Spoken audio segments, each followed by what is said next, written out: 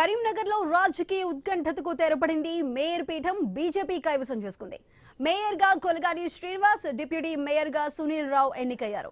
కేంద్ర మంత్రి బండి సంజయ్ చక్రం తిప్పారు. కరీంనగర్ లో అధికార పార్టీ ఎత్తుగడ్లు పారలేదు. మేయర్ పీఠాన్ని బీజేపీ కైవసం చేసుకుంది.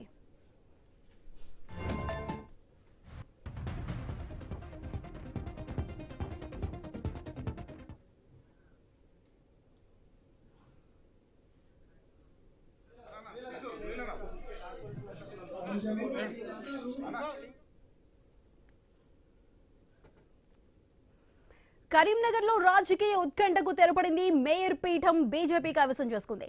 మేయర్ గా కొలగాని శ్రీనివాస్, డిప్యూటీ మేయర్ గా సునీల్ రావు ఎన్నికయ్యారు. అయితే కేంద్ర మంత్రి బండి సంజయ్ అక్కడ చక్రం తిప్పారు. కరీంనగర్ లో అధికార పార్టీ ఎత్తుగడ్లు పారలేదు. కరీంనగర్ మేయర్ పీఠాన్ని బీజేపీ చేజిక్కించుకుంది. అది దీనికి సంబంధించి మనతో పాటు మాట్లాడడానికి బీజేపీ నాయకులు శ్రవణ్ గారు అందుబాటులో ఉన్నారు. శ్రవణ్ గారు నమస్కారం అండి. మేడం నమస్తే అండి. శ్రవణ్ గారు, ఎటకేలకు ఎంతో ఉద్రిక్తతల నడుమ కరీంనగర్ మేయర్ పీఠాన్ని బీజేపీ కైవసం చేసుకుంది. దీనికి సంబంధించి మీరు ఏం చెప్తారండి? చాలా సంతోషం. తెలంగాణ రాష్ట్రంలో తొలి బీజేపీ మేయర్ గా మరి కొలగాని శ్రీనివాస్, ఆయన నాకు సన్నిహితుడు, చాలా మిత్రుడు కూడా. వారు చాలా మంచి వ్యక్తి, చాలా డౌన్ టు ఎర్త్ ఉండేటువంటి వ్యక్తి. ఆయన నాకు చాలా వ్యక్తిగతంగా కూడా బాగా సన్నిహితుడు. అటువంటి వ్యక్తి ఈ రోజు కరీంనగర్ మేయర్ గా ఎన్నికవడం నిజంగా చాలా సంతోషంగా ఉంది. అంటే మహాశివరాత్రి పర్వదినాన్ని పురస్కరించుకొని ఈ రోజు వచ్చినటువంటి ఒక శుభవార్తగా మనం అందరం కూడా భావించవచ్చు.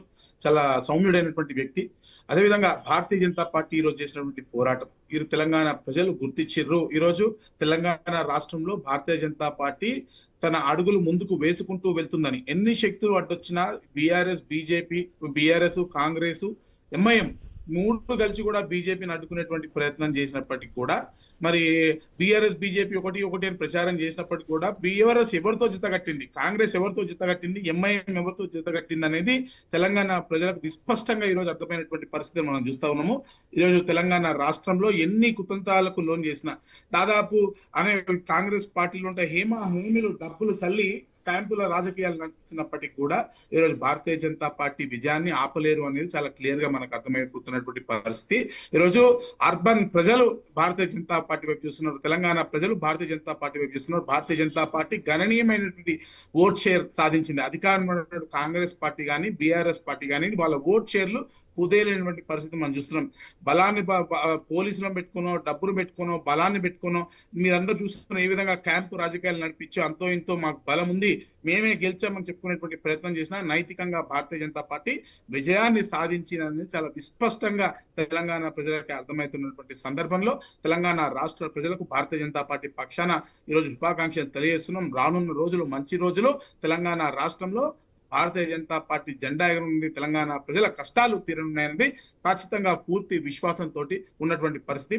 మరి నిజామాబాద్ మేయర్ సంగతి కూడా వస్తుందని దగ్గరలో ఉన్న ఊగిసలాడున్నటువంటి పరిస్థితి చూస్తున్నాం. కాంగ్రెస్ పార్టీ కుటుంబాలతో మరి హైయెస్ట్ నెంబర్ ఆఫ్ సీట్లు వచ్చినా కూడా మరి నిజామాబాద్ మేయర్ పరిస్థితి కూడా ఈ టెంపరీగా ఏమన్నా ప్రాబ్లం ఉన్నప్పటికీ కూడా లాంగ్ టర్మ్ లో కూడా భారతీయ జనతా పార్టీ నిలబడి పోరాటం చేస్తుంది. అక్కడ కూడా డైనమిక్, అక్కడ ఉన్నటువంటి అనేక మంది కార్పొరేటర్ నాకు వ్యక్తిగతంగా పరిచయం ఉన్న వాళ్ళు బేసికలీ చాలా చక్కటి పోరాటం చేస్తున్నటువంటి భారతీయ జనతా పార్టీ నాయకత్వంలో అక్కడ కూడా అనేక మంది మరి ఎమ్మెల్యేలు కూడా గెలిచినటువంటి పరిస్థితి మనం చూస్తా ఉన్నాము. అక్కడ భారతీయ జనతా పార్టీ చాలా బలంగా ఆదిలాబాద్ కానివ్వండి, కరీంనగర్ కానివ్వండి, నిజామాబాద్ కానివ్వండి, అటు మహబూబ్ నగర్ కానివ్వండి, అనేక చోట్ల భారతీయ జనతా పార్టీ బలమైనటువంటి పోరాటాన్ని ఇచ్చింది. గణనీయమైనటువంటి ఓట్ల శాతాన్ని సాధించినటువంటి సందర్భంలో ఈరోజు రానున్నటువంటి జెడ్పీటీసీ, ఎంపీటీసీ ఎన్నికలు కానివ్వండి, మున్సిపల్ జిహెచ్ఎంసీ కార్పొరేషన్ ఎన్నికలు కానివ్వండి, అంటే జిహెచ్ఎంసీ పరిధిలో ఉన్నటువంటి 3 కార్పొరేషన్ల ఎన్నికలు కానివ్వండి, భారతీయ జనతా పార్టీ విజయ దుదుంబి మోగించనుంది.